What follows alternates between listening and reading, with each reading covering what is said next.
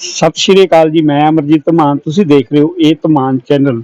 ਸੋ ਅੱਜ ਅਸੀਂ ਮੌਜੂਦ ਹਾਂ ਚੰਡੀਗੜ੍ਹ ਸ਼ਹਿਰ ਦੇ ਵਿੱਚ, ਜਿੱਥੇ ਕਿ ਸਾਹਿਤ ਵਿਗਿਆਨ ਕੇਂਦਰ ਚੰਡੀਗੜ੍ਹ ਦੇ ਵੱਲੋਂ ਪ੍ਰਸਿੱਧ ਸੂਫੀ ਲੇਖਕ ਸਰਦਾਰ ਜਸਪਾਲ ਸਿੰਘ ਦਸੂਹੀ ਜੀ ਦੇ ਰਚਿਤ ਕਾਵਿ ਸੰਗ੍ਰਹਿ ਜਗਤ ਤਮਾਸ਼ਾ, ਸੋ ਇਸ ਦਾ ਲੋਕ ਅਰਪਣ ਅਤੇ ਵਿਚਾਰ ਚਰਚਾ ਸਮਾਗਮ ਸ਼ੁਰੂ ਹੋਣ ਵਾਲਾ ਹੈ। ਚੰਡੀਗੜ੍ਹ ਜੋ ਇਹ Randhawa auditorium museum art gallery sector 10 ਦੇ ਵਿੱਚ ਹੈ ਤੇ ਤੁਹਾਨੂੰ ਦਿਖਾਉਂਦੇ ਆ ਇਸ ਆਡੀਟੋਰੀਅਮ ਦੇ ਅੰਦਰ ਚੱਲ ਕੇ ਝਲਕੀਆਂ ਕਿ ਕਿਹੜੇ ਕਿਹੜੇ ਇੱਥੇ ਕਵੀ ਆਏ ਹੋਏ ਨੇ, ਕਿਹੜੇ ਕਿਹੜੇ ਮੁੱਖ ਮਹਿਮਾਨ ਆਏ ਹੋਏ ਨੇ, ਇਹ ਕਿਤਾਬ ਰਿਲੀਜ਼ ਕਰ ਰਹੇ ਨੇ। ਤੇ ਆਓ ਦਿਖਾਉਂਦੇ ਆ ਤੁਹਾਨੂੰ ਅੰਦਰ ਜਾ ਕੇ ਇਸ ਕਿਤਾਬ ਰਿਲੀਜ਼ ਦੀਆਂ ਝਲਕੀਆਂ। ਮਹਿਮਾਨ ਅਸੀਂ ਚਾਹੁੰਦੇ ਸੀ ਕਿ ਸਾਡੇ ਮੰਚ ਦੇ ਉੱਤੇ ਸ਼ੁਭ ਹੋਣ, ਉਹ ਪਹੁੰਚ ਗਏ ਹੈ। ਹੁਣ ਇਹਨਾਂ ਦਾ ਫੁੱਲਾਂ ਦੇ ਹਾਰ ਪਾ ਕੇ ਆਪਾਂ ਸਵਾਗਤ ਕਰਾਂਗੇ।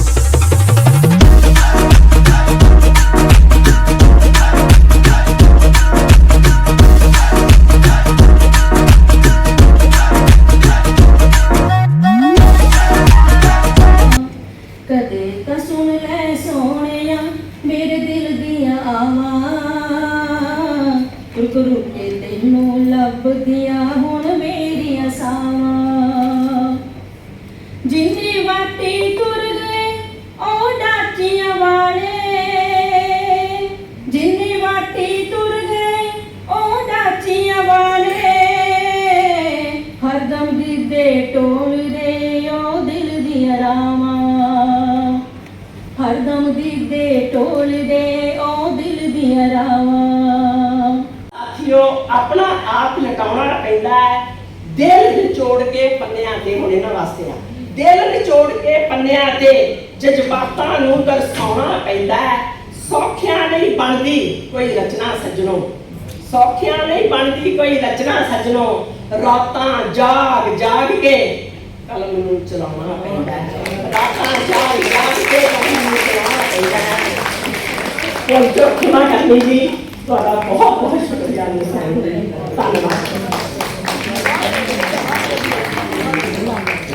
अपने अपने तौर तरीके नित झड़प्पां अते शरीके ठंडियां गर्म हवावां वर्गे ये सब यार दुआवां वर्गे लगदे सके भरावां वर्गे लगदे सके भरावां वर्गे ये सब मेरे भरावां वर्गे सच्चियां खप्पियां बाहां वर्गे लगदे यार भरावां वर्गे लगदे यार भरावां वर्गे। बहुत बहुत धन्यवाद है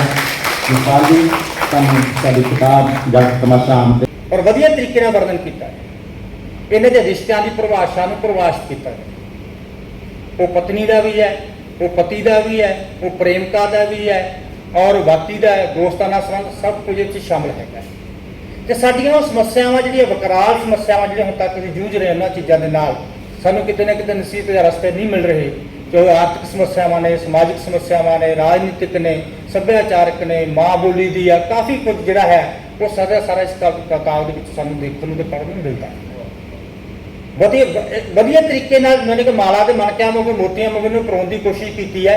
ਖੂਬਸੂਰਤ ਗੱਲਾਂ ਦੇ ਰਾਹੀਂ ਆਪਣਾ ਬਿਆਨ ਕੀਤਾ ਹੈ। ਇਹ ਅੱਛਾ ਇਹਦੇ ਵਿੱਚ ਲੱਗਿਆ ਹੈ ਮੈਨੂੰ। ਮੈਂ ਕਿਤਾਬਾਂ ਦੇ ਪੰਨੇ ਵੀ ਲਿਖੇ ਸੀਗੇ, ਮੈਨੂੰ ਲੱਗਦਾ ਬਹੁਤ ਲੰਬਾ ਸਮਾਂ ਹੋ ਜੂ, ਜਿਵੇਂ ਕਵਿਤਾਵਾਂ ਬੋਲਣ ਲੱਗ ਗਿਆ ਜਾਂ ਪੈਰੇ ਬੋਲਣ ਲੱਗ ਗਿਆ, ਬਹੁਤ ਲੰਬੇ ਸਮੇਂ 'ਚ ਚਲੇ ਜਾਵਾਂ, ਇਸ ਕਰਕੇ ਗੱਲਾਂ ਕਰ ਰਿਹਾ ਇੱਥੇ ਮੈਂ। ਮਾਂ ਬੋਲੀ ਦੀ ਗੱਲ ਕੀਤੀ ਆ, ਪੰਜਾਬ ਤੇ ਪੰਜਾਬੀਅਤ ਬਚਾਉਣ ਦੀ ਗੱਲ ਇਸ ਕਿਤਾਬ ਦੇ ਵਿੱਚ ਆਈ ਹੈ। ਤੁਸੀਂ ਕਵਿਤਾਵਾਂ ਪੜ੍ਹੋਗੇ ਤੁਹਾਨੂੰ ਆਪਣੀਆਂ ਸਾਰੀਆਂ ਗੱਲਾਂ ਜਿਹੜੀਆਂ ਮੈਥੋਂ ਬੋਲੀਆਂ ਜਾਂ ਪਰਚੇ 'ਚ ਆਈਆਂ ਨੇ ਜਾਂ ਸੁਲੱਖਣ ਸਰਹੱਦੀ ਹੋਰਾਂ ਨੇ ਇੱਥੇ ਗੱਲ ਕੀਤੀ ਜਾਂ ਬਾਕੀ ਲੋਕਾਂ ਨੇ ਗੱਲ ਕੀਤੀ ਆ, ਉਹ ਸਾਰੀਆਂ ਗੱਲਾਂ 'ਚ ਤੁਹਾਨੂੰ ਮਿਲਣਗੀਆਂ, ਇਸੇ ਤਰੀਕੇ ਨਾਲ ਮਿਲਣਗੀਆਂ। ਆਪਣਾ ਆਪਣਾ ਨਜ਼ਰੀਆ ਹੈਗਾ। ਜਦੋਂ ਮਹਿਫਲਾਂ 'ਚ ਸੱਚ ਦੇ ਆਗਾਜ਼ ਹੋਣਗੇ,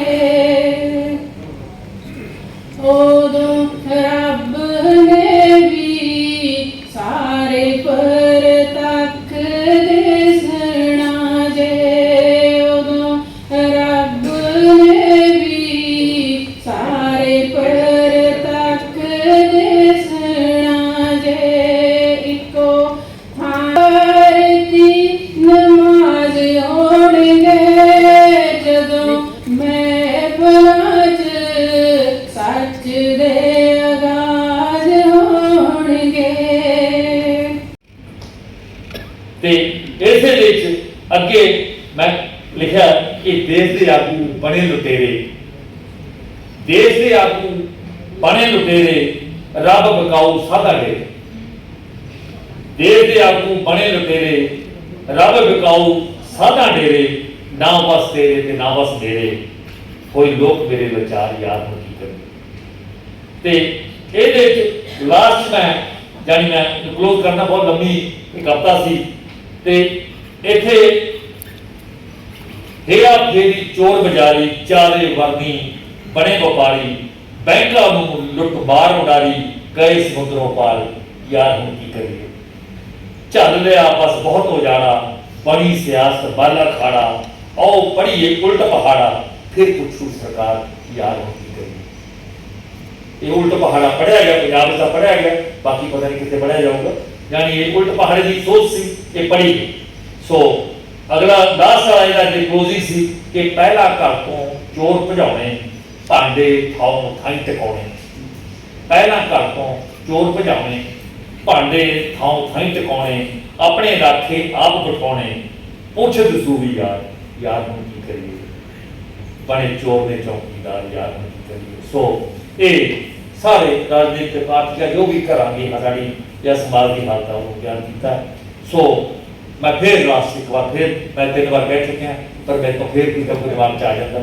सो बहुत बहुत शुक्रिया साहब होने प्रसिद्ध लेखक जो जसपाल दसूवी जी साडे नाल मौजूद ने। अज इन्हां दा काव्य संग्रह जो रिलीज होया जगत तमाशा, सो आपां गलबात करदे हां उस किताब के बारे च इन्हां दे नाल। हाँ जी, स्वागत है जी तुहाडा साडे चैनल दे विच। बहुत बहुत शुक्रिया जी। ते तुहाडा भी मैं दिलों दिल ਦੀਆਂ ਗਹਿਰਾਈਆਂ ਤੋਂ ਧੰਨਵਾਦ ਕਰਦਾ ਕਿ ਤੁਸੀਂ ਆ ਕੇ ਇਹ ਸਾਰੇ ਪ੍ਰੋਗਰਾਮ ਨੂੰ ਕਵਰ ਕਰਕੇ ਮੈਨੂੰ ਨਵਾਜਿਆ। ਤੇ ਬਾਕੀ ਅਸੀਂ ਤਾਂ ਆਪਣਾ ਕੰਮ ਕਰ ਰਹੇ ਹਾਂ, ਬਾਕੀ ਤੁਹਾਡਾ ਉਹ ਹੈ ਕਿ ਤੁਸੀਂ ਨਵਾਜਦੇ ਹੋ ਤਾਂ ਹੌਸਲਾ ਮਿਲਦਾ ਕਿ ਅੱਗੇ ਅਸੀਂ ਕੁਝ ਕਰ ਸਕੀਏ ਜੀ। ਸੋ ਅੱਜ ਕਿਤਾਬ ਰਿਲੀਜ਼ ਕੀਤੀ ਹੈ ਤੁਹਾਡੀ, ਸੋ ਖੁਸ਼ੀ ਕਿੰਨੀ ਕੁ ਮਹਿਸੂਸ ਹੋ ਰਹੀ ਹੈ? ਇਤਮਾਨ ਸਾਹਿਬ, ਇਹ ਇਸ ਤਰ੍ਹਾਂ ਹੁੰਦਾ ਜਿਸ ਤਰ੍ਹਾਂ ਆਪਾਂ ਕੁੜੀ ਦਾ ਵਿਆਹ ਕਰਦੇ ਹੁੰਦੇ ਨਾ, ਵਿਆਹ ਰੱਖਿਆ ਹੁੰਦਾ। ਵਾਕਈ ਇੱਕ ਕਿਤਾਬ ਨੂੰ ਲਿਖਣਾ ਅਲੱਗ ਗੱਲ ਹੁੰਦੀ ਹੈ, ਪਰ ਉਹਦਾ ਛਪਣ ਤੋਂ ਬਾਅਦ ਜਦੋਂ ਆਪਾਂ ਨੇ ਰਿਲੀਜ਼ਿੰਗ ਕਰਨੀ ਹੁੰਦੀ ਹੈ, ਇਹ ਘੁੰਡ ਚਕਾਈ ਜਿਹੜੀ ਹੁੰਦੀ ਹੈ, ਉਹ ਵਾਕਈ ਘੁੰਡ ਚਕਾਈ ਵਾਲਾ ਕੰਮ ਹੁੰਦਾ। ਜਿਸ ਤਰ੍ਹਾਂ ਵਿਆਹ ਵੀ ਹੋ ਜਾਂਦਾ, ਪਰ ਉਹ ਜਿਹੜੀ ਰਾਤ ਨੂੰ ਜਦੋਂ ਸੇਜ ਤੇ ਬਹਿ ਕੇ ਉਹ ਲਾੜਾ ਘੁੰਡ ਚੱਕਦਾ ਹੈ ਨਾ ਜੀ, ਵੀ ਉਹ ਤੋਂ ਬਾਅਦ ਹੀ ਉਹਦੀ ਦੁਨੀਆਦਾਰੀ ਸ਼ੁਰੂ ਹੁੰਦੀ ਹੈ। ਬਿਲਕੁਲ। ਤੇ ਇਸੇ ਤਰ੍ਹਾਂ ਕਿਤਾਬ ਦਾ ਜਿਹੜਾ ਜਦ ਤੱਕ ਕੋਈ ਲੇਖਕ ਕਿਤਾਬ ਲਿਖਦਾ ਹੈ, ਪਹਿਲਾਂ ਉਹਦਾ ਆਪਣੇ ਤੱਕ ਉਹ ਸੀਮਤ ਹੁੰਦੀ ਹੈ। ਜਦੋਂ ਅੱਖਰਾਂ 'ਚ ਪਾ ਦਿੰਦਾ ਤਾਂ ਉਹ ਕਾਗਜ਼ ਤੇ ਚਲੀ ਜਾਂਦੀ ਹੈ। ਪਰ ਜਦੋਂ ਆ ਜਿਹੜੀ ਘੁੰਡ ਚੁਕਾਈ ਹੈ, ਘੁੰਡ ਚੁਕਾਈ ਤੋਂ ਬਾਅਦ ਉਹ ਪਬਲਿਕ ਦੀ ਹੋ ਜਾਂਦੀ ਹੈ, ਮਤਲਬ ਉਹਦਾ ਹੁਣ ਇਹਦੇ ਤੇ ਮੇਰਾ ਕੋਈ ਕੰਟਰੋਲ ਨਹੀਂ ਜੀ। ਇਹਦੇ ਬਾਰੇ ਮੈਂ ਕੁਝ ਨਹੀਂ ਕਹਿ ਸਕਦਾ। ਜੀ। ਹੁਣ ਜੋ ਕਹਿਣਾ ਹੈ ਪਬਲਿਕ ਨੇ ਕਹਿਣਾ। ਉਹ ਕਹਿੰਦੇ ਨਾ ਵੀ ਉਹ ਪਿੰਡਾਂ 'ਚ ਹੁੰਦਾ ਸੀ ਜੀ ਵੀ ਪਹਿਲਾਂ ਵਿਆਹ ਕੇ ਕੁੜੀ ਆਈ ਹੈ ਤੇ ਉਹਨੂੰ ਚੁੱਲ੍ਹੇ ਚੌਂਕੇ ਚਾੜਦੇ ਹੁੰਦੇ ਸੀ, ਜੀ। ਤੇ ਚੌਂਕੇ ਚਾੜਨ ਤੋਂ ਬਾਅਦ ਫਿਰ ਉਹ ਦੁਨੀਆ ਨਾਲ ਮਿਲਦੀ, ਜਿਹੜਾ ਆਇਆ ਉਹਨੂੰ ਚਾਹ ਪਿਲਾਉਂਦੀ ਸੀ, ਪਰ ਉਹ ਤੋਂ ਪਹਿਲਾਂ ਜਿਹੜਾ ਹੁੰਦਾ ਸੀ ਉਹਨੂੰ ਘੁੰਡ ਚੁਕਾਈ, ਘੁੰਡ ਚੱਕ ਕੇ ਸ਼ਗਨ ਦੇ ਦਿੰਦਾ ਸੀ। ਹਾਂਜੀ ਹਾਂਜੀ ਹਾਂਜੀ। ਸੋ ਆ ਜਿਹੜਾ ਮਤਲਬ ਹੈ, ਇਹ ਤੋਂ ਬਾਅਦ ਜਾਣੀ ਇਹ ਹੈ ਕਿ ਇਸ ਕਿਤਾਬ ਦਾ ਜਿਹੜਾ ਦੁਨੀਆ ਦਾ ਸਫ਼ਰ ਸ਼ੁਰੂ ਹੋ ਗਿਆ, ਇਹ ਲੋਕਾਂ ਦੇ ਮਨਾਂ ਤੱਕ ਜਾਊਗਾ। ਜਿਹੜਾ ਇਹਨੂੰ ਪੜੂਗਾ ਉਹਦੇ ਆਪਣੇ ਇਹਦੇ ਬਾਰੇ ਵਿਚਾਰ ਹੋਣਗੇ, ਜੀ। ਹਨਾ। ਹਰ ਬੰਦਾ ਇਹਨੂੰ ਆਪਣੇ ਐਂਗਲ ਤੋਂ ਦੇਖੂਗਾ। ਆਪਣਾ ਦ੍ਰਿਸ਼ਟੀਕੋਣ ਹੁੰਦਾ, ਹਰ ਬੰਦੇ ਦਾ ਦੇਖਣ ਦਾ ਆਪਣਾ ਇੱਕ ਦ੍ਰਿਸ਼ਟੀਕੋਣ ਹੁੰਦਾ। ਸੋ ਮੈਂ ਤਾਂ ਆਪਣੇ ਜੋ ਮੇਰੀ ਸੋਚ ਸੀ ਮੈਂ ਉਹਨੂੰ ਲਿਖਤਾ, ਜੀ। ਪਰ ਇਹਨੂੰ ਦੇਖਣ ਦਾ ਹਰ ਬੰਦੇ ਦਾ ਆਪਣਾ ਇੱਕ ਦ੍ਰਿਸ਼ਟੀਕੋਣ ਹੈ, ਤੇ ਮੈਂ ਕੋਸ਼ਿਸ਼ ਕੀਤੀ ਹੈ ਕਿ ਮੈਂ ਹਰ ਐਂਗਲ ਤੇ ਖੜੇ ਬੰਦੇ ਦੇ ਪ੍ਰਵਾਨ ਚੜਾਂ। ਜੀ। ਮੈਂ ਆਪਣੀ ਗੱਲ ਜੋ ਕਹਾਂ ਉਹ ਮਤਲਬ ਕਿਤੇ ਵੀ ਮੈਂ ਬਿਆਸ ਢੋ ਕੇ ਆ ਮਤਲਬ ਕਿਸੇ ਨਾਲ ਇੱਕ ਪੱਖ ਤੇ ਹੋ ਕੇ ਮੈਂ ਗੱਲ ਨਹੀਂ ਕੀਤੀ। ਮੈਂ ਜੋ ਗੱਲ ਕੀਤੀ ਹੈ ਬਿਲਕੁਲ ਇੱਕ ਮਤਲਬ ਬਿਲਕੁਲ ਕਹਿੰਦੇ ਪੈਂਡੂਲਮ ਦੀ ਤਰ੍ਹਾਂ, ਜਿੱਧਰ ਨੂੰ ਹਵਾ ਚੱਲੀ ਮੈਂ ਉਧਰ ਨੂੰ ਹੋਇਆ। ਜੀ। ਮਤਲਬ ਮੈਂ ਕਿਸੇ ਨਾਲ ਕੋਈ ਪਕੜ ਨਹੀਂ ਰੱਖੀ, ਕਿਸੇ ਨਾ ਕੋਈ ਧਰਮ ਕਰਕੇ, ਨਾ ਕਿਸੇ ਬੋਲੀ ਕਰਕੇ, ਨਾ ਦੇਸ਼ ਕਰਕੇ, ਨਾ ਉਹਦੇ ਕਰਕੇ, ਪਰ ਜੋ ਮਨ ਚ ਜਿਵੇਂ ਆਇਆ ਸਹਿਜ ਮੈਂ ਉਹਨੂੰ ਚੱਕ ਕੇ ਕਾਗਜ਼ ਤੇ ਲਿਖਤਾ। ਹਾਂ, ਉਹ ਤੋਂ ਬਾਅਦ ਥੋੜਾ ਬਹੁਤ ਸੁਧਾਈ ਆਪਾਂ ਜ਼ਰੂਰ ਕਰਦੇ ਹਾਂ, ਜੀ। ਪਰ ਜਾਣੀ ਜੋ ਅੰਦਰੋਂ ਮੇਰੇ ਉਮੜਿਆ ਮੈਂ ਉਹਨੂੰ ਚੱਕ ਕੇ ਕਾਗਜ਼ ਤੇ ਲਿਖਤਾ। ਸੋ ਕਦੋਂ ਤੋਂ ਤੁਸੀਂ ਇਹ ਲਿਖਣੀ ਸ਼ੁਰੂ ਕੀਤੀ ਸੀ ਅਤੇ ਕਿੰਨਾ ਕੁ ਟਾਈਮ ਇਹਨੂੰ ਲੱਗ ਗਿਆ ਲਿਖਣ ਦੇ ਵਿੱਚ? ਇਨਸਾਨ ਦੇ ਅੰਦਰ ਜਿਹੜਾ ਕਵਿਤਾ ਦਾ ਸਫ਼ਰ ਹੈ ਉਹ ਤਾਂ ਜੰਮਣ ਤੋਂ ਸ਼ੁਰੂ ਹੋ ਜਾਂਦਾ ਹੈ, ਜੇ ਬੰਦੇ ਕੋਲੇ ਉਹ ਅੱਖ ਹੋਵੇ। ਜੀ। ਤੇ ਮੈਂ ਜਿਵੇਂ ਕਿ ਪਹਿਲਾਂ ਕਿਹਾ ਕਿ ਅਸੀਂ ਪ੍ਰਿਵਿਲੇਜਡ, ਮਤਲਬ ਅਸੀਂ ਇੱਕ ਨਾ ਉਹ ਰੱਬ ਦੇ ਇੱਕ ਪਿਆਰੇ ਬੱਚੇ ਆ। ਜੇ ਕਹਿਣਾ ਉਹਨੇ ਰੱਬ ਨੇ ਸਾਨੂੰ ਕੀਤਾ ਕਿ ਉਹਨੇ ਸਾਨੂੰ ਇਹ ਗੁਣ ਦਿੱਤਾ ਕਿ ਜੋ ਸਾਡੇ ਮਨ ਚ ਵਿਚਾਰ ਆਉਂਦਾ ਹੈ ਅਸੀਂ ਉਹਨੂੰ ਲਿਖ ਦਿੰਦੇ। ਜੀ। ਸੋ ਜਿਸ ਤੱਕ ਇਸ ਕਿਤਾਬ ਦੀ ਗੱਲ ਹੈ, ਇਹ ਤੋਂ ਪਹਿਲਾਂ ਮੇਰੀਆਂ ਤਿੰਨੇ ਕਿਤਾਬਾਂ ਜਿਹੜੀਆਂ ਸੂਫੀ ਕਲਾਮ ਸੀਗਾ, ਭਾਵੇਂ ਸਵਾਤੀ ਬੂੰਦ ਸੀ, ਇਸ਼ਕ ਹਕੀਕੀ ਕੀ ਮਿਜ਼ਾਜੀ, ਉਹ ਵੀ ਸੂਫੀ ਕਲਾਮ ਸੀ, ਤੇ ਆ ਪਿਛਲੇ 2 ਮਹੀਨੇ ਪਹਿਲਾਂ ਜਿਹੜੀ ਰਿਲੀਜ਼ ਹੋਈ ਜਾਮ ਫਿਰੋਜ਼ੀ, ਇਹ ਵੀ ਸੂਫੀ ਕਲਾਮ ਹੈ। ਤੇ ਇਸੇ ਤਰ੍ਹਾਂ ਦਾ ਸੂਫੀ ਕਲਾਮ ਮੇਰਾ ਖਿਆਲ 3 ਕਿਤਾਬਾਂ ਦਾ ਮੈਟਰ ਮੇਰੇ ਕੋਲ ਹੋਰ ਪਿਆ, ਜਿਹੜਾ ਕਿ ਸੋਧ ਕੇ ਉਹਨੂੰ ਕਿਤਾਬਾਂ ਚ ਪਾ ਦਿੱਤੀਆਂ ਜਾਣਗੀਆਂ। ਪਰ ਇਹ ਜਿਹੜੀ ਜਗਤਮਾਸ਼ਾ ਜਿਹੜਾ ਇਹ ਦੁਨੀਆਦਾਰੀ ਦੀ ਕਵਿਤਾ ਹੈ, ਦੁਨੀਆ ਨਾਲ ਰਿਲੇਟਡ ਕਵਿਤਾ ਹੈ, ਦੁਨੀਆ ਨਾਲ ਸੰਬੰਧਿਤ ਕਵਿਤਾ। ਸੋ ਇਹਦੇ ਵਿੱਚ ਹੋਇਆ ਕਿ ਮੈਂ ਪਟਿਆਲੇ ਗੱਲ ਚੱਲ ਪਈ, ਉੱਥੇ ਕਾਬਲ ਬਿਰਕ ਸਾਹਿਬ ਬੈਠੇ ਸੀ। ਉਹ ਮੈਨੂੰ ਕਹਿੰਦੇ ਯਾਰ ਵੀ ਤੁਸੀਂ ਸਿਰਫ ਸੂਫੀ ਕਲਾਮ ਲਿਖੀ ਜਾਂਦੇ ਹੋ ਤੇ ਦੁਨੀਆ 'ਚ ਇੰਨਾ ਕੁਝ ਵਾਪਰ ਰਿਹਾ ਹੈ ਨਾ, ਰਾਜਨੀਤਿਕ ਉਥਲ-ਪੁਥਲਾਂ ਹੋ ਰਹੀਆਂ ਨੇ, ਆਰਥਿਕ ਮਦਵਾੜੇ, ਲੋਕ ਮਰ ਰਹੇ ਨੇ, ਹਾਂਜੀ, ਸਮਾਜਿਕ ਮਤਲਬ ਲੋਕਾਂ ਨੂੰ ਚੇਤਨ ਦੀ ਲੋੜ ਹੈ, ਲੇਕਿਨ ਲੋਕ ਸਮਾਜਿਕ ਤੌਰ ਤੇ ਲੁੱਟੇ ਜਾ ਰਹੇ ਨੇ, ਆਰਥਿਕ ਤੌਰ ਤੇ ਲੁੱਟੇ ਜਾ ਰਹੇ ਨੇ, ਰਾਜਨੀਤਿਕ ਤੌਰ ਤੇ ਸਾਡੀ ਲੁੱਟ ਹੋ ਰਹੀ ਹੈ, ਪਰ ਕੋਈ ਮਤਲਬ ਇਹਨੂੰ ਕਰਨ ਵਾਲਾ ਨਹੀਂ। ਤੇ ਤੁਸੀਂ ਕਿਉਂ ਨਹੀਂ ਮਤਲਬ ਅੱਜ ਉਸ ਜਿਹੜੀ ਇੱਕ ਕਵੀਆਂ ਦੀ ਉਹ ਕਹਿੰਦਾ ਵਰਕ ਫੋਰਸ ਹੈ, ਉਹਦੇ ਤੁਸੀਂ ਕਿਉਂ ਨਹੀਂ ਸ਼ਾਮਲ ਹੁੰਦੇ ਕਿ ਅੱਜ ਆਪਾਂ ਉਹਦੇ ਖਿਲਾਫ ਬੋਲੀਏ, ਜਿਹੜੀਆਂ ਇਹ ਸਰੋਕਾਰ ਨੇ ਇਹਨਾਂ ਬਾਰੇ ਬੋਲੀਏ। ਜੀ। ਤੇ ਬਸ ਉਦੋਂ ਤੋਂ ਮੈਂ ਇਹ 2018 ਚ ਫਿਰ ਮੈਂ ਜਾਣੀ ਇਸ ਪਾਸੇ ਤੁਰਿਆ। ਜੀ। ਲਿਖਣਾ ਸ਼ੁਰੂ ਕੀਤਾ ਤੇ 2020 ਤੱਕ ਪਹੁੰਚਦਿਆਂ ਮੈਂ ਹਲੇ ਥੋੜੀਆਂ ਕਵਿਤਾਵਾਂ ਲਿਖੀਆਂ ਸੀ, ਤੇ ਮਨ ਚ ਇਹੀ ਸੀ ਕਿ ਹੁਣ ਜੋ ਅਗਲਾ ਬਦਲਾਅ ਆਏਗਾ ਆਪਾਂ ਨੇ ਕਿੱਦਾਂ ਦਾ ਸਾਡਾ ਰਾਜਨੀਤਿਕ ਢਾਂਚਾ ਹੋਣਾ ਚਾਹੀਦਾ, ਤੇ ਆਪਾਂ ਉਸ ਰਾਜਨੀਤਿਕ ਢਾਂਚੇ ਤੋਂ ਕਿੱਦਾਂ ਦੇ ਸਮਾਜਿਕ ਤਾਣੇ ਬਾਣੇ ਦੀ ਆਪਾਂ ਆਸ ਰੱਖਦੇ ਹਾਂ, ਕਿਹੜੇ ਸੁਧਾਰ ਹੋਣਗੇ, ਕੀ ਹੋਊਗਾ, ਯਾਨੀ ਇਹ ਮਨ ਚ ਸੀ। ਤੇ ਉਦੋਂ ਹੀ ਕੀ ਹੋਇਆ ਕਿ ਕਰੋਨਾ ਆਊਟਬ੍ਰੇਕ ਹੋ ਗਿਆ, ਕਰੋਨਾ ਚੱਲ ਪਿਆ, ਤੇ ਮੇਰੀ ਬੁੱਕ ਦੇ ਮੇਰੇ ਖਿਆਲ 20% ਕਵਿਤਾਵਾਂ ਜਿਹੜੀਆਂ ਨੇ ਉਹ ਕਰੋਨਾ ਬਾਰੇ ਨੇ, ਕਿ ਜਦੋਂ ਕਰੋਨਾ ਹੋਇਆ ਤੇ ਉਹ ਕਰੋਨੇ ਨੂੰ ਮਤਲਬ ਲੋਕ ਕਿੱਦਾਂ ਸਫਰ ਕੀਤੇ, ਕਿਸ ਤਰ੍ਹਾਂ ਆਪਾਂ ਨੇ ਇਹਨੂੰ ਰਲ ਮਿਲ ਕੇ ਇਹਦਾ ਹੱਲ ਕਰਨਾ ਹੈ, ਜਾਣੀ ਉਹ ਚੀਜ਼ ਜਿਹੜੀ ਸੀ ਉਹ ਜਿੱਦਾਂ ਲੋਕਾਂ ਨੂੰ ਲੱਖਾਂ ਲੋਕ ਮਰ ਗਏ, ਹਾਂਜੀ, ਉਹ ਕਰੋੜਾਂ ਕਹਿ ਲਓ, ਆਪਾਂ ਕਰੋੜਾਂ ਕਹਿ ਸਕਦੇ, ਪੂਰੀ ਦੁਨੀਆ 'ਚ ਤਹਿਲਕਾ ਮਚ ਗਿਆ ਸੀ। ਤੇ ਜਿਹੜੀ ਹਿਊਮੈਨਿਟੀ ਸੀ, ਜਿਹੜੀ ਮਤਲਬ ਮਨੁੱਖਤਾ ਹੈ, ਉਹ ਆਪਣੇ ਐਗਜ਼ਿਸਟੈਂਸ ਵਾਸਤੇ ਮਤਲਬ ਇੱਕ ਤਰ੍ਹਾਂ ਦੀ ਸਟਰਗਲ ਕਰ ਰਹੀ ਸੀ ਵੀ ਕਿਸ ਤਰ੍ਹਾਂ ਬਚਣਾ, ਕਿ ਅਸੀਂ ਮਤਲਬ ਜਿਹੜੀ ਮੁਕਤਾ ਕਿਤੇ ਨਾਸਤਾ ਨਹੀਂ ਹੋ ਜੂ, ਕਿਤੇ ਇਦਾਂ ਹੀ ਇਹ ਜਿਹੜਾ ਵਾਇਰਸ ਹੈ, ਹਾਂਜੀ। ਮੈਂ ਇਹਨੂੰ ਗੁਪਤੀ ਫੌਜ ਮੈਂ ਇਹਦੇ ਵਿੱਚ ਲਿਖਿਆ ਕਿ ਗੁਪਤੀ ਫੌਜਾਂ ਨੇ ਸਾਰੇ ਘਸਮਾਨ ਪਾਇਆ, ਹਾਂਜੀ। ਤੇ ਉਹ ਮਤਲਬ ਮੈਂ ਇਹ ਕਵਿਤਾ ਉਹਦੇ ਬਾਰੇ ਲਿਖੀ ਸੀ, ਉੱਥੋਂ ਸ਼ੁਰੂ ਕੀਤਾ ਸੀ ਕਿ ਮਤਲਬ ਲੱਖਾਂ ਬੰਦਾ ਚਾਰੇ ਹਰ ਪਾਸੇ ਹਿੱਲ ਗਏ ਸੀ ਲੋਕ, ਕਿ ਸਾਨੂੰ ਆਪਣੀ ਮਨੁੱਖਤਾ ਨੂੰ ਆਪਣੀ ਹੋਂਦ ਦਾ ਫਿਕਰ ਪੈ ਗਿਆ ਸੀ ਕਿ ਅਸੀਂ ਰਹਾਂਗੇ ਕਿ ਨਹੀਂ ਰਹਾਂਗੇ। ਸੋ ਉਦੋਂ ਇਹਦੇ ਬਾਰੇ ਲਿਖਿਆ। ਫਿਰ 9 ਮਹੀਨਿਆਂ ਬਾਅਦ ਜਦੋਂ ਸਤੰਬਰ ਅਕਤੂਬਰ ਆਇਆ, ਅਕਤੂਬਰ 'ਚ ਕਿਸਾਨੀ ਅੰਦੋਲਨ ਸ਼ੁਰੂ ਹੋ ਗਿਆ। ਤੇ ਹੁਣ ਮੈਂ ਭਾਵੇਂ ਵਿਦੇਸ਼ 'ਚ ਬੈਠਾ ਸੀ, ਪਰ ਜਦੋਂ ਇੱਥੇ ਆਪਣੇ ਦੇਸ਼ 'ਚ ਕੋਈ ਇਦਾਂ ਚੱਲ ਰਿਹਾ ਹੋਵੇ, ਮਤਲਬ ਅਸੀਂ ਕਿਸਾਨੀ ਨਾਲ ਜੁੜੇ ਆ, ਅਸੀਂ ਉਸ ਪਰਿਵਾਰਾਂ 'ਚ ਪੈਦਾ ਹੋਏ ਆ, ਤਾਂ ਡੈਫੀਨੇਟਲੀ ਮਨ ਖਿੱਚਿਆ ਗਿਆ। ਤੇ ਮੈਂ ਨਵੰਬਰ 2020 'ਚ ਕਰੋਨਾ ਦੇ ਬਿਲਕੁਲ ਮਿਡ ਕਰੋਨਾ 'ਚ ਮੈਂ ਵਾਪਸ ਇੱਥੇ ਆਇਆ, ਇੰਡੀਆ ਆਇਆ। ਕਰੋਨਾ ਮੈਂ ਉੱਥੇ ਸੰਘੂ ਬਾਰਡਰ ਤੇ ਗਿਆ, ਜਾ ਕੇ ਤਿੰਨਾਂ ਬਾਰਡਰ ਦਾ ਅਸੀਂ ਕੋਈ 1.5 ਹਫ਼ਤਾ ਅਸੀਂ ਬਿਤਾਇਆ ਉੱਥੇ। ਹਾਂਜੀ, ਉੱਥੇ ਵੀ ਹਾਜ਼ਰੀਆਂ ਭਰੀਆਂ ਤੇ ਉੱਥੇ ਸਮਾਂ ਬਿਤਾਇਆ। ਉੱਥੇ ਜਾ ਕੇ ਲੋਕਾਂ ਦਾ ਹਾਲ ਜੋ ਦੇਖਿਆ, ਜੋ ਹੋ ਰਿਹਾ ਸੀ, ਤੇ ਸਾਡੀ ਸਰਕਾਰ ਦਾ ਜਿਹੜਾ ਉਤਸ਼ੀਨਤਾ ਕਹਿ ਲਓ ਵੀ ਉਹ ਠੰਡਾਪਣ ਜਿਹੜਾ ਉਹਨਾਂ ਲੋਕਾਂ ਪ੍ਰਤੀ ਜੋ ਕਹਿ ਰਹੇ ਸੀ, ਉਹਨੂੰ ਸੁਣਨ ਤੋਂ ਹੀ ਮੁਨਕਰ ਸੀ ਸਾਡੀ ਸਰਕਾਰ। ਉਹ ਭਾਵੇਂ ਸਾਡਾ ਪ੍ਰਧਾਨ ਮੰਤਰੀ ਵੀ ਕਹੀ ਜਾ ਰਿਹਾ ਸੀ ਕਿ ਮੈਂ ਤਾਂ ਇੱਕ ਟੈਲੀਫੋਨ ਕਾਲ ਤੇ ਬੈਠਾ, ਪਰ ਕਿਸੇ ਨੇ ਉਹ ਟੈਲੀਫੋਨ ਨੰਬਰ ਨਹੀਂ ਦਿੱਤਾ ਕਿ ਕਿਹੜੇ ਟੈਲੀਫੋਨ ਤੇ ਬੈਠਾ ਹੋ।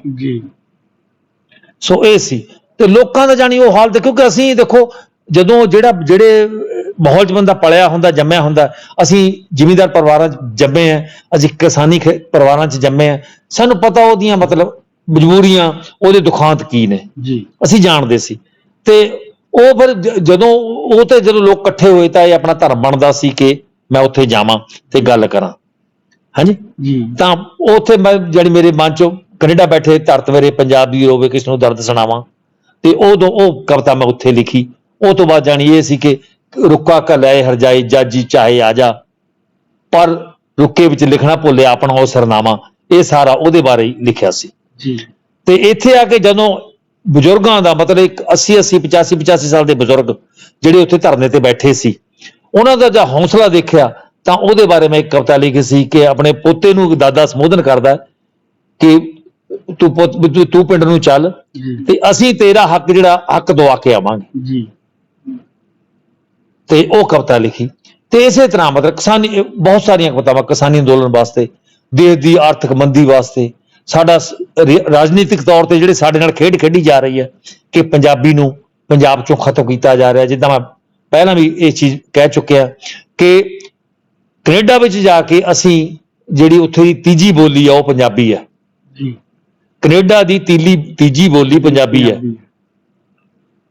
ਪਰ ਪੰਜਾਬ ਦੀ ਰਾਜਧਾਨੀ ਵਿੱਚ ਅਸੀਂ ਐਪਲੀਕੇਸ਼ਨ ਪੰਜਾਬੀ 'ਚ ਨਹੀਂ ਦੇ ਸਕਦੇ।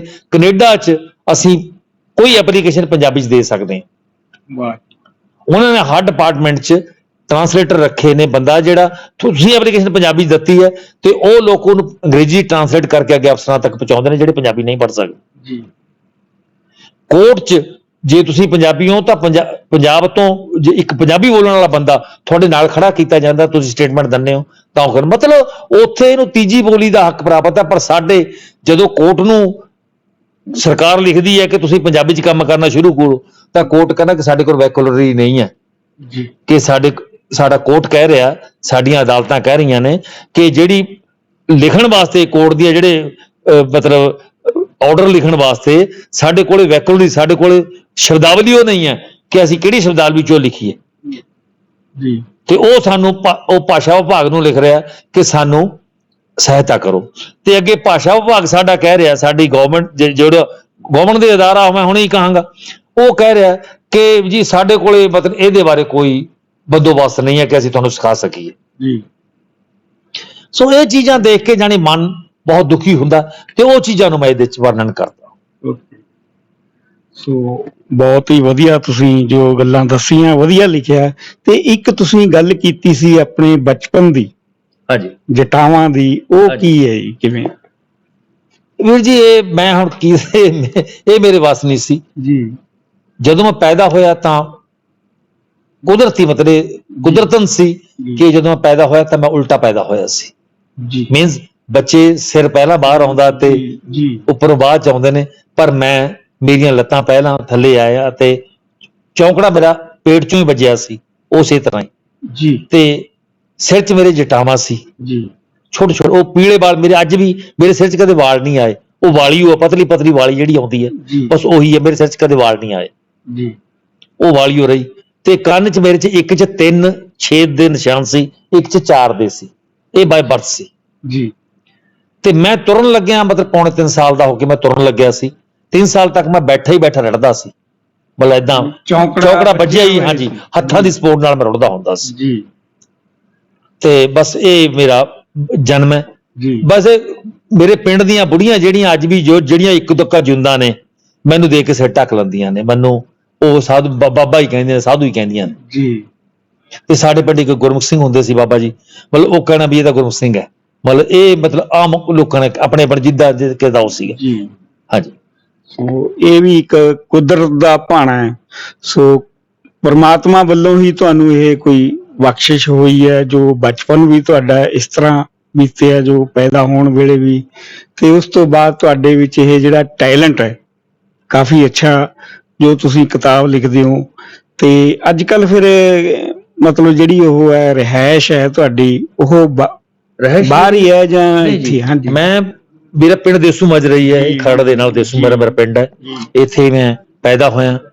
ਤੇ ਮੇਰੇ ਪੁਰਖੇ ਜਿਹੜੇ ਹੈ ਉਹ 1711 ਚ ਇੱਥੇ ਆਏ ਸੀ ਪਾਕਿਸਤਾਨ ਤੋਂ? ਨਹੀਂ ਜੀ ਨਹੀਂ, 1711 ਚ ਜਦੋਂ ਚੱਪੜ ਚਿੜੀ ਦਾ ਯੁੱਧ ਹੋਇਆ, ਬੰਦਾ ਸਿੰਘ ਬਹਾਦਰ ਨੇ ਜਦੋਂ ਸਰਹੱਦ ਫਤਿਹ ਕੀਤੀ ਹੈ, ਤੇ ਉਹਨਾਂ ਦੇ ਨਾਲ ਮੇਰੇ ਪੁਰਖੇ ਇੱਥੇ ਆਏ ਨੇ। ਹਾਂਜੀ, 300 ਸਾਲ ਪਹਿਲਾਂ ਨੌਕਰੀ ਕੀਤੀ ਤੇ ਐਜ਼ ਏ ਅਸਿਸਟੈਂਟ ਇੰਜੀਨੀਅਰ ਇੱਥੋਂ ਮੈਂ ਰਿਟਾਇਰ ਹੋਇਆ 2018 ਸਤੰਬਰ 30 ਸਤੰਬਰ 2018 ਨੂੰ ਜੀ। ਤੇ ਜਨਵਰੀ 2019 ਨੂੰ ਮੈਂ ਇੱਥੋਂ ਕੈਨੇਡਾ ਵਾਸਤੇ ਪ੍ਰਵਾਸ ਕਰ ਗਿਆ, ਬੱਚਿਆਂ ਕੋਲ ਚਲਾ ਗਿਆ, ਕਿਉਂਕਿ ਬੇਟੀ ਮੇਰੀ ਅਮਰੀਕਾ ਤੇ ਬੇਟਾ ਮੇਰਾ ਟੋਰਾਂਟੋ ਹੈ, ਉਹਨਾਂ ਕੋਲ ਚਲਾ ਗਿਆ। ਤੇ ਉਸ ਤੋਂ ਬਾਅਦ ਉੱਥੇ ਹੀ ਹੈ, ਪਰ ਧਰਤੀ ਦਾ ਦਰਦ ਆਪਣੀ ਦਾ, ਧਰਤੀ ਦੀ ਖਿੱਚ ਉਦਾਂ ਹੀ ਰਹਿੰਦੀ ਹੈ। ਜਿੱਥੇ ਪੈਦਾ ਹੋਏ ਅਸੀਂ ਪਲੇ ਆ, ਉਹ ਧਰਤੀ ਦੀ ਖਿੱਚ ਤਾਂ ਉਦਾਂ ਰਹਿਣੀ ਹੈ ਜੀ, ਉੱਥੇ ਆਉਣਾ ਹੀ ਹੈ। ਜਦ ਤੱਕ ਅਸੀਂ ਜਿੰਦੇ ਅਸੀਂ ਤਾਂ ਨਹੀਂ ਟੁੱਟ ਸਕਦੇ। ਇਸੇ ਕਰਕੇ ਮੈਂ ਇਹਦੇ 'ਚ ਲਿਖਿਆ ਸੀ ਕਿ ਇਹ ਅੰਬ ਵੀ ਮੇਰੇ ਨੇ, ਮੈਪਲ ਵੀ ਤੇਰੇ ਨੇ, ਨਿਤ ਦੀ ਪਰਵਾਜ਼ ਮੇਰੀ ਤੇ ਨਿਤ ਦੇ ਫੇਰੇ ਨੇ। ਹਾਂਜੀ, ਕਿ ਇੱਕ ਪਾਸੇ ਮੇਰੀਆਂ ਜੜ੍ਹਾਂ ਨੇ, ਇਸ ਪਾਸੇ ਜੜ ਮੇਰੀ, ਉਸ ਪਾਸੇ ਟਾਣ ਗਿਰੇ, ਇਸ ਪਾਸੇ ਜੜ ਮੇਰੀ, ਉਸ ਪਾਸੇ ਟਾਣ ਗਿਰੇ। ਤਾਂ ਉਹ ਮਤਲਬ ਇਹ ਉਸੇ ਵਾਸਤੇ ਕਿ ਮੇਰੇ ਬੱਚੇ ਜਿਹੜੇ ਨੇ, ਤੇ ਇਹ ਹੁਣ ਰੱਬ ਹੀ ਜਾਣਦਾ ਕਿ ਉਹਨੇ ਕਿੰਨਾ ਰਿਜ਼ਕ ਬਖੇਰੇ ਨੇ, ਕਿ ਕਿਤੇ ਮੈਨੂੰ ਪੈਦਾ ਕੀਤਾ ਤੇ ਰਿਜ਼ਕ ਮੇਰਾ ਕਿੱਥੇ ਬਖੇਰਿਆ। ਤੇ ਜਾਣੀ ਇਹ ਮੈਂ ਉਹਦੇ ਬਾਰੇ ਲਿਖਿਆ ਸੀ ਕਿ ਮੈਂ ਦੋਵਾਂ ਨੂੰ ਨਹੀਂ ਨਕਾਰ ਸਕਦਾ, ਮੈਂ ਕੈਨੇਡਾ ਨੂੰ ਵੀ ਨਹੀਂ ਛੱਡ ਸਕਦਾ, ਤੇ ਮੈਂ ਪੰਜਾਬ ਨੂੰ ਵੀ ਨਹੀਂ, ਇੰਡੀਆ ਨੂੰ ਵੀ ਨਹੀਂ ਛੱਡ ਸਕਦਾ, ਕਿਉਂਕਿ ਇੱਥੇ ਮੇਰੀ ਜੜ੍ਹਾਂ ਨੇ, ਜਿੱਥੇ ਮੈਂ ਪੈਦਾ ਹੋਇਆ, ਤੇ ਉੱਥੇ ਮੇਰੀ ਬੱਚੇ, ਮੇਰੇ ਟਾਹਣੀਆਂ ਮੇਰੀਆਂ ਉੱਥੇ ਨੇ, ਮੇਰੇ ਅੱਗੇ ਫਲ ਜਿਹੜੇ ਲੱਗੇ ਨੇ ਉੱਥੇ ਨੇ, ਮੈਂ ਉਹਨਾਂ ਨੂੰ ਜਾ ਕੇ ਉੱਥੇ ਉਹਨਾਂ ਕੋਲ ਰਹਿਣਾ ਮੇਰਾ ਬਣਦਾ ਹੀ, ਜਿੱਦਾਂ ਕਿਉਂਕਿ ਇਹ ਇੱਕ ਮਤਲਬ ਇੱਕ ਡਿਊਟੀ ਕਹਿ ਲਓ ਕਿ ਇੱਕ ਨੈਚੁਰਲ ਹੈ, ਇਹ ਕੁਦਰਤ ਨਾਲ ਹੈ ਕਿ ਮੈਨੂੰ ਜਾਣਾ ਪੈਣਾ ਸੀ। ਹਾਂਜੀ। ਸੋ ਇਹ ਲਿਖਣ ਦੇ ਵਿੱਚ ਜਦੋਂ ਤੁਸੀਂ ਲਿਖਦੇ ਹੋ, ਇਹਦੇ ਚ ਪਰਿਵਾਰ ਦਾ ਸਹਿਯੋਗ ਕਿੰਨਾ ਕੁ ਮੰਨਦੇ ਹੋ? ਮੈਂ ਪਰਿਵਾਰ ਤੋਂ ਬਿਨਾਂ ਲਿਖ ਹੀ ਨਹੀਂ ਸੀ ਸਕਦਾ, ਹਕੀਕਤ ਹੈ ਜੀ। ਮੇਰੀ ਮਤਲਬ ਮੈਂ ਜਿੱਥੇ ਤੱਕ ਆਪਣੀ ਧਰਮ ਪਤਨੀ ਨਰਿੰਦਰ ਕੌਰ ਦੀ ਗੱਲ ਕਰਾਂ ਕਿ ਉਹ ਸਬਮਿਸਿਵ ਟਾਈਪ ਦੀ ਲੇਡੀ, ਇੱਕ ਸਬਮਿਸਿਵ ਟਾਈਪ ਦੀ ਔਰਤ ਹੈ, ਜਿਨ੍ਹਾਂ ਨੇ ਮੈਨੂੰ ਸਦੀ ਮਤਲਬ ਕਦੇ ਮੈਨੂੰ ਕਿਸੇ ਗੱਲ, ਕਿਉਂਕਿ ਮੈਂ ਤਾਂ ਜਿਹੜੇ ਕਵੀ ਹੁੰਦੇ ਨੇ ਨਾ, ਇਹ ਕਮਲੇ ਹੁੰਦੇ ਨੇ, ਲੇਖਕ ਸਮਝਦਾਰ ਹੁੰਦੇ ਨੇ, ਕਵੀ ਸਮਝਦਾਰ ਨਹੀਂ ਹੁੰਦੇ ਜੀ, ਕਵੀ ਕਮਲੇ ਹੁੰਦੇ ਨੇ। ਤੇ ਕਮਲਿਆਂ ਨੂੰ ਸੰਭਾਲਣਾ, ਇੱਕ ਮਤਲਬ ਪਾਗਲਖਾਨੇ ਦਾ ਮਰੀਜ਼ ਸੰਭਾਲਣਾ ਸੌਖਾ ਹੈ, ਪਰ ਇੱਕ ਕਮਲੇ ਕਵੀ ਨੂੰ ਸੰਭਾਲਣਾ ਬਹੁਤ ਔਖਾ ਜੀ। ਸੋ ਇਹ ਔਰਤ ਵਿੱਚ ਬਹੁਤ ਟਰਮਾ ਚਾਹੀਦਾ, ਉਹਦੇ 'ਚ ਬਹੁਤ ਪੇਸ਼ੈਂਸ ਚਾਹੀਦੀ ਹੈ, ਕਿਉਂਕਿ ਜਦੋਂ ਕਵਿਤਾ ਆਉਂਦੀ ਹੈ ਨਾ, ਉਦੋਂ ਬੰਦਾ ਕਮਲੇ ਵਰਗਾ, ਪਾਗਲ ਵਰਗਾ ਹੋ ਜਾਂਦਾ। ਤੁਹਾਨੂੰ ਰੋਟੀ ਨਹੀਂ ਯਾਦ ਰਹਿੰਦੀ, ਤੁਹਾਨੂੰ ਚਾਹ ਨਹੀਂ ਯਾਦ ਰਹਿੰਦੀ, ਤੁਹਾਨੂੰ ਕਿਤੇ ਜਾਣਾ ਨਹੀਂ ਯਾਦ ਰਹਿੰਦਾ। ਮਤਲਬ ਤੁਹਾਡਾ ਜੀਵਨ ਸਾਥੀ ਜਿਹੜਾ, ਅਗਰ ਉਹ ਤੁਹਾਡਾ ਪੋਜ਼ਿਟਿਵ ਤੁਹਾਡੇ ਨਾਲ ਜੁੜਿਆ, ਤਾਂ ਡੈਫੀਨੇਟਲੀ ਉਹ ਤੁਹਾਨੂੰ ਸੁਚੇਤ ਕਰਦਾ ਰਹਿੰਦਾ ਕਿ ਤੇਰਾ ਹੁਣ ਡਿਊਟੀ ਦਾ ਟਾਈਮ ਹੋ ਗਿਆ, ਆਹ ਹੁਣ ਰੋਟੀ ਖਾ ਲੈ, ਆਹ ਚਾਹ ਪੀ ਲੈ। ਕਈ ਵਾਰ 12 ਵਜੇ ਤੱਕ ਮੇਰੀ ਰੋਟੀ ਪਈ ਰਹਿੰਦੀ, ਤੇ ਉਹ ਪਾ ਕੇ ਰੱਖ ਕੇ ਤੇ ਮੈਂ ਕਹਿੰਦਾ ਅੱਜ ਖਾ ਲਓ, ਮੁੜ ਕੇ ਫੇਰ ਵਿਚਾਰੇ ਏਦਾਂ ਹੀ ਚੱਲਦਾ, ਏਦਾਂ ਹੀ ਚਾਹ ਦਾ ਮੇਰੀ ਦਾ ਹਾਲ ਹੁੰਦਾ ਜੀ। ਤੇ ਇਹ ਉਹਨਾਂ ਦੀ ਬਹੁਤ ਬੜਾ, ਉਹਨਾਂ ਪਰਿਵਾਰ ਦਾ, ਮੈਂ ਬੱਚਿਆਂ ਦਾ, ਮੇਰਿਆਂ ਦਾ ਹੁਣ ਉੱਥੇ ਆ। ਮੈਂ ਚਾਹੁੰਦਾ ਸੀ ਕਿ ਮੈਂ ਹਾਲੇ ਰਿਸਟ ਪੋਸਟ ਹੈ, ਕੰਮ ਕਰ ਸਕਦਾ, ਮੈਂ ਕੰਮ ਕਰਾਂ, ਪਰ ਬੇਟਾ ਮੇਰਾ ਕਹਿੰਦਾ ਵੀ ਡੈਡੀ ਤੁਸੀਂ ਬਹੁਤ ਚੀਜ਼ਾਂ ਦਬਾ ਕੇ ਰੱਖੀਆਂ ਅੱਜ ਤੱਕ, ਤੁਸੀਂ ਤੁਹਾਨੂੰ ਸਮਾਂ ਨਹੀਂ ਮਿਲਿਆ ਵੀ ਤੁਸੀਂ ਹੁਣ ਟੋਟਲ ਲਿਖਣ ਤੇ ਹੋ ਜਾਓ।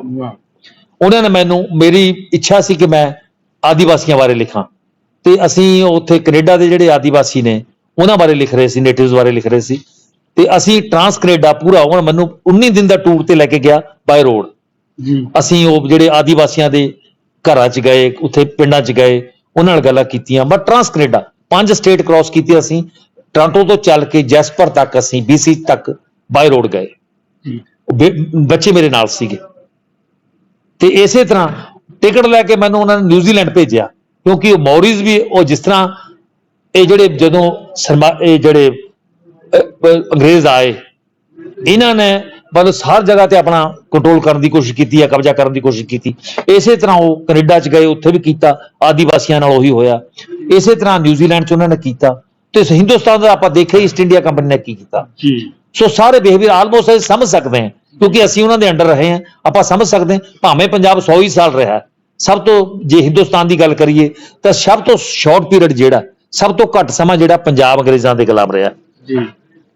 ਕਿ ਮਹਾਰਾਜਾ ਰਣਜੀਤ ਸਿੰਘ ਦੀ ਡੈਥ ਤੋਂ ਬਾਅਦ ਅਸੀਂ ਉਹਨਾਂ ਦੇ ਅੰਡਰ ਆਏ ਹਾਂ, ਉਹ ਤੋਂ 3-4 ਸਾਲ ਬਾਅਦ, ਤੇ 1947 ਚ ਅਸੀਂ ਆਜ਼ਾਦ ਹੋ ਗਏ। ਮਤਲਬ ਆਲਮੋਸਟ 100 ਸਾਲ ਦਾ ਸਮਾਂ ਸਾਡਾ ਉਹਨਾਂ ਦੀ ਗੁਲਾਮੀ ਦਾ। ਬਾਕੀ ਹਿੰਦੁਸਤਾਨ 300 ਸਾਲ ਗੁਲਾਮ ਰਿਹਾ, ਪਰ ਪੰਜਾਬ ਸਿਰਫ 100 ਸਾਲ ਗੁਲਾਮ ਰਿਹਾ। ਇਸੇ ਕਰਕੇ ਉਹ ਖੁਦਦਾਰੀ ਸਾਡੇ ਅੰਦਰੋਂ ਗਈ ਨਹੀਂ, ਉਹ ਸਾਡੇ ਅੰਦਰਲਾ ਮਰਦ ਜਿਹੜਾ ਉਹ ਮਰਿਆ ਨਹੀਂ। ਸੋ ਉਹ ਡੈਫੀਨੇਟਲੀ ਸਾਡਾ ਇਹ ਹੈ। ਹਾਂਜੀ, ਤਾਂ ਉਹ ਮੈਂ ਫਿਰ ਉੱਥੇ ਮੈਨੂੰ ਉਹਨਾਂ ਨਿਊਜ਼ੀਲੈਂਡ ਭੇਜਿਆ। 1.5 ਮਹੀਨਾ ਮੈਂ ਨਿਊਜ਼ੀਲੈਂਡ ਰਿਹਾ। ਉੱਥੇ ਮੌਰੀਜ਼ ਜਿਹੜੇ ਉੱਥੇ ਦੇ ਨੇਟਿਵ ਨੇ, ਉਹਨਾਂ ਕੋਲੇ ਗਿਆ, ਉਹਨਾਂ ਨਾਲ ਗੱਲਾਂ ਕੀਤੀਆਂ। ਉਹਨਾਂ ਬਾਰੇ ਮੈਂ ਅਗਲੀ ਕਿਤਾਬ ਲਿਖ ਰਿਹਾ। 550 ਪੰਨਾ ਮੈਂ ਲਿਖ ਚੁੱਕਿਆ, ਅੱਗੇ ਹੋਰ ਹਲੇ ਬਾਕੀ ਹੈ। ਕੀ ਮੈਸੇਜ, ਕੀ ਸੁਨੇਹਾ ਦੇਣਾ ਚਾਹੁੰਦੇ ਹੋ ਪਬਲਿਕ ਨੂੰ, ਲੋਕਾਂ ਨੂੰ? ਮੇਰਾ ਸੁਨੇਹਾ ਇਹ ਹੈ ਕਿ ਆਪਾਂ ਰਹੀਏ ਜਿੱਥੇ ਵੀ। ਮੈਂ ਪੰਜਾਬੀ ਲੇਖਕ ਹੈ, ਮੈਂ ਪੰਜਾਬ ਦਾ ਪੁੱਤ ਹਾਂ, ਮੈਂ ਇਸ ਧਰਤੀ 'ਚ ਜੰਮਿਆ, ਤੇ ਜਿਹਨੂੰ ਉਸ ਪਰਮੇਸ਼ਰ ਨੇ ਇਸ ਪੰਜਾਬ 'ਚ ਜੰਮੇ ਨੂੰ ਕਲਮ ਫੜਾਈ ਹੈ, ਮੈਂ ਕਹਿੰਦਾ ਵੀ ਤੁਸੀਂ ਹਰ ਆਪਣੇ ਜਾਤ ਭੁੱਲ ਕੇ, ਆਪਣਾ ਧਰਮ ਭੁੱਲ ਕੇ, ਹਾਂਜੀ, ਹਰ ਚੀਜ਼ ਭੁੱਲ ਕੇ ਇਸ ਪੰਜਾਬ ਨੂੰ ਮੁੱਖ ਰੱਖੋ। ਅੱਜ ਆਪਾਂ ਨੇ ਇਸ ਪੰਜਾਬ ਨੂੰ ਬਚਾਉਣਾ, ਅੱਜ ਅਸੀਂ ਇਹਨੂੰ ਬਚਾਉਣਾ, ਇਹਦੇ ਪਾਣੀਆਂ ਨੂੰ ਬਚਾਉਣਾ, ਇਹਦੀ ਬੋਲੀ ਨੂੰ ਬਚਾਉਣਾ, ਇਸ ਧਰਤੀ ਦੀ ਜਵਾਨੀ ਨੂੰ ਬਚਾਉਣਾ। ਤੇ ਜਿਹੜਾ ਸਭ ਨਾਲੋਂ ਵੱਡਾ ਮੈਂ ਆਪਣੇ ਸਰੀਰ ਤੇ ਭੋਗਿਆ, ਆਪਣੇ ਮਨ ਤੇ ਭੋਗਿਆ, ਪ੍ਰਵਾਸ ਦਾ ਜਿਹੜਾ ਦੁੱਖ ਹੈ, ਮੈਂ ਗੱਲ ਕਰਦਾ ਤਾਂ ਮੇਰਾ ਗੱਚ ਭਰਿਆ ਹੁੰਦਾ। ਆਪਣੀ ਜਨਮ ਭੂਮੀ ਨੂੰ ਕੋਈ ਨਹੀਂ ਛੱਡਣਾ ਚਾਹੁੰਦਾ। ਅੱਛਾ, ਇਹ ਨਹੀਂ ਕਿ ਅਸੀਂ ਇੱਥੇ ਸਾਨੂੰ ਖਾਣ ਨੂੰ ਰੋਟੀ ਨਹੀਂ ਸੀ, ਪਰ ਹਰ ਬੰਦਾ ਇੱਜ਼ਤ ਦੀ ਜ਼ਿੰਦਗੀ ਜਿਉਣਾ ਚਾਹੁੰਦਾ। ਇੱਥੇ ਉਹ ਚੀਜ਼ਾਂ ਗਾਇਬ ਹੋ ਰਹੀਆਂ ਨੇ। ਸਾਨੂੰ ਸਰਮਾਏਦਾਰ ਸਾਡੇ ਤੇ ਹਾਵੀ ਕੀਤਾ ਜਾ ਰਿਹਾ, ਸਾਨੂੰ ਗੁਲਾਮ ਬਣਾਉਣ ਦੀ ਕੋਸ਼ਿਸ਼ ਕੀਤੀ ਜਾ ਰਹੀ ਹੈ। ਬਸ ਉਹ ਚੀਜ਼ ਜਿਹੜੀ ਹੈ, ਉਹ ਅਸੀਂ ਲੇਖਕ ਸਾਰੇ ਜੋ ਖਾਸ ਕਰ ਸ਼ਹਿਰ ਨੇ, ਅਸੀਂ ਕਰ ਸਕਦੇ ਹਾਂ। ਸਾਡੇ ਚੋਂ ਚਿਣਗ ਹੈਗੀ ਹੈ, ਸਾਡੇ ਸੱਚ ਬੋਲਣ ਦੀ ਜੁਰਤ ਹੈਗੀ ਹੈ। ਠੀਕ ਹੈ, ਇਹ ਬਗਾਵਤ ਕੋਈ ਹਥਿਆਰਾਂ ਨਾਲ ਹੀ ਨਹੀਂ ਹੁੰਦੀ, ਸ਼ਬਦੀ ਬਗਾਵਤ ਬਹੁਤ ਵੱਡੀ ਗੱਲ ਹੁੰਦੀ ਹੈ। ਤੇ ਇਹਨਾਂ ਲੋਕਾਂ ਦੀ ਸੁਣੀ ਵੀ ਜਾਂਦੀ ਹੈ, ਸਾਡੇ ਲੋਕਾਂ ਦੀ ਸੁਣੀ ਵੀ ਜਾਂਦੀ ਹੈ। ਤੇ ਜੇ ਅਸੀਂ ਚਾਹੀਏ ਤੁਹਾਡਾ ਸਾਥ ਮਿਲੇ, ਖਾਸ ਕਰ ਜਿਹੜੇ ਤੁਸੀਂ ਜਰਨਲਿਸਟ ਹੋ ਜਾਂ ਜਿਹੜੇ ਤੁਸੀਂ ਚੈਨਲਾਂ ਵਾਲੇ ਹੋ, ਤਾਂ ਇਹ ਗੱਲ ਡੈਫੀਨੇਟਲੀ ਮਤਲਬ ਉਹਨਾਂ ਹਾਕਮਾਂ ਤੱਕ, ਉਹਨਾਂ ਸਰਕਾਰਾਂ ਤੱਕ ਪਹੁੰਚਣੀ ਬਣਦੀ ਹੈ, ਪਹੁੰਚਾਉਣੀ ਬਣਦੀ ਹੈ ਕਿ ਲੋਕ ਚਾਹੁੰਦੇ ਕੀ ਨੇ। ਕਿਉਂਕਿ ਇਹ ਜ਼ਰੂਰੀ ਨਹੀਂ ਕਿ ਜਿਹੜੀ ਮੈਂ ਜੇ ਇਹਦੇ 'ਚ ਕੁਝ ਲਿਖਿਆ ਤਾਂ ਉਹ ਮੇਰੇ ਨਾਲ ਵਾਪਰਿਆ। ਜੇ ਮੇਰੇ ਸਾਹਮਣੇ ਕਿਸੇ ਨਾਲ ਵਾਪਰਿਆ, ਉਹਦਾ ਦਰਦ ਵੀ ਮੈਂ ਭੋਗਿਆ। ਇੱਕ ਸ਼ਾਇਰ 'ਚ ਇਹੀ ਹੁੰਦਾ ਕਿ ਉਹ ਦੂਜੇ ਦਾ ਦਰਦ ਵੀ ਆਪਣੇ ਉਹਦੇ ਮਨ ਤੇ ਭੋਗਦਾ। ਆਮ ਬੰਦਾ ਸਿਰਫ ਆਪਣੇ ਦੁੱਖ ਸੁੱਖਾਂ ਨਾਲ ਹੀ ਜੀਂਦਾ, ਪਰ ਸ਼ਾਇਰ ਜਿਹੜਾ ਉਹ ਲੋਕਾਂ ਦੇ ਦੁੱਖਾਂ ਸੁੱਖਾਂ ਨਾਲ ਜੀਂਦਾ। ਆਪਣੇ ਤਾਂ ਉਹਦੇ ਹੁੰਦੇ ਹੀ ਨੇ, ਪਰਸਨਲ ਸਰੋਕਾਰ ਸਭ ਦੇ ਹੁੰਦੇ ਨੇ, ਹਰ ਇੱਕ ਦੇ ਆਪਣੇ ਨਿੱਜੀ ਸਰੋਕਾਰ ਹੁੰਦੇ ਨੇ, ਪਰ ਜਿਹੜਾ ਲੇਖਕ ਹੈ, ਜਿਹੜਾ ਰਾਈਟਰ ਹੈ, ਉਹ ਸਮਾਜਿਕ ਸਰੋਕਾਰਾਂ ਨਾਲ, ਰਾਜਨੀਤਿਕ ਸਰੋਕਾਰਾਂ ਨਾਲ ਜੀਂਦਾ। ਉਹਨੂੰ ਹਰ ਆਰਥਿਕ ਉਤਰਾ ਚੜਾ, ਹਰ ਰਾਜਨੀਤਿਕ ਉਤਰਾ ਚੜਾ, ਹਰ ਉਹ ਜਿਹੜਾ ਇਹ ਅਸਰ ਕਰਦਾ। ਸੋ ਮੇਰਾ ਇਹੀ ਸੁਨੇਹਾ ਹੈ ਕਿ ਖਾਸ ਕਰ ਆਪਣੇ ਕਲਮਕਾਰਾਂ ਨੂੰ ਜਿਹੜੇ ਲਿਖਦੇ ਨੇ, ਕਿ ਆਪਾਂ ਇਮਾਨਦਾਰ ਹੋ ਕੇ, ਹਰ ਜਾਤ ਤੋਂ, ਮਜ਼ਹਬ ਤੋਂ, ਹਰ ਚੀਜ਼ ਤੋਂ ਉੱਪਰ ਉੱਠ ਕੇ ਅਸੀਂ ਆਪਣੇ ਨਿੱਜੀ ਤੌਰ ਤੇ ਜਿਹਨੂੰ ਮਰਜ਼ੀ ਅਪਣਾਈਏ, ਜੋ ਮਰਜ਼ੀ ਕਰੀਏ, ਮੁਬਾਰਕ ਹੈ। ਆਪਾਂ ਸਾਰਿਆਂ ਨੂੰ ਕਰਨਾ ਵੀ ਚਾਹੀਦਾ ਇੱਕ ਸਿਸਟਮ 'ਚ ਰਹਿਣ ਵਾਸਤੇ। ਪਰ ਜਦੋਂ ਅਸੀਂ ਲਿਖਦੇ ਹਾਂ, ਜਦੋਂ ਅਸੀਂ ਪੰਜਾਬ ਦੀ ਗੱਲ ਕਰਦੇ ਹਾਂ, ਪੰਜਾਬੀਅਤ ਦੀ ਗੱਲ ਕਰਦੇ ਹਾਂ, ਉਦੋਂ ਸਾਨੂੰ ਹਰ ਜਾਤ ਤੋਂ, ਧਰਮ ਤੋਂ, ਕਿਤੋਂ ਉੱਪਰ ਉੱਠ ਕੇ ਗੱਲ ਕਰਨੀ ਚਾਹੀਦੀ ਹੈ। ਤੇ ਜੇ ਅਸੀਂ ਕਰਾਂਗੇ ਤਾਂ ਕੋਈ ਐਸੀ ਗੱਲ ਨਹੀਂ ਕਿ ਅਸੀਂ ਆਪਣਾ ਸੁਨੇਹਾ ਹਾਕਮਾਂ ਤੱਕ ਨਾ ਪਹੁੰਚਾ ਸਕੀਏ। ਤੇ ਮਸਲੇ ਸਾਰੇ ਸੋਲਵ ਹੋ ਜਾਣਗੇ ਜੇ ਅਸੀਂ ਲੋਕਾਂ ਨੂੰ ਜਗਾ ਸਕੀਏ। ਪਰ ਜੇ ਅਸੀਂ ਬਕਾਊ ਬਣ ਗਏ, ਮਤਲਬ ਕਹਿੰਦੇ ਵੀ ਜੇ ਹਾਕਮ ਵਿਗੇ ਕੋਈ ਗੱਲ ਨਹੀਂ, ਅਫਸਰ ਵਿਗੇ ਕੋਈ ਗੱਲ ਨਹੀਂ, ਜਿੱਦਣ ਲੇਖਕ ਬਕਾਊ ਬਣ ਜਾਣ ਨਾ, ਉਦਣ ਇਹ ਸ੍ਰਿਸ਼ਟੀ ਨੂੰ ਕੋਈ ਨਹੀਂ ਬਚਾ ਸਕਦਾ। ਉਦੋਂ ਗੁਰੂ ਨਾਨਕ ਨੇ ਕਿਹਾ ਕਿ ਉਹ ਕਹਿੰਦੇ ਵੀ ਖੱਤਰੀਆਂ ਦਾ ਧਰਮ ਛੋੜਿਆ, ਇਹ ਸ਼ਬਦ ਆ ਉਹਨਾਂ ਦਾ, ਕਿ ਖੱਤਰੀ ਵੀ ਬਕਾਊ ਹੋ ਗਏ, ਜਿਹੜੇ ਬਾਹਮਣ ਵੀ ਬਕਾਊ ਹੋ ਗਏ, ਹਾਂਜੀ, ਤੇ ਵੈਸ਼ ਵੀ ਬਕਾਊ ਹੋ ਗਏ। ਉਹ ਮਤਲਬ ਗੱਲ ਇਹ ਨਹੀਂ, ਗੱਲ ਕਹਿਣ ਦਾ ਕਿ ਸਾਰੇ ਹੀ ਸ਼ੂਦਰ ਵੀ ਮਤਲਬ ਉਹ ਤਾਂ ਵਿਚਾਰੇ ਕੰਮ ਦੇ ਉਹ ਤਾਂ ਕਰਨੇ ਸੀ।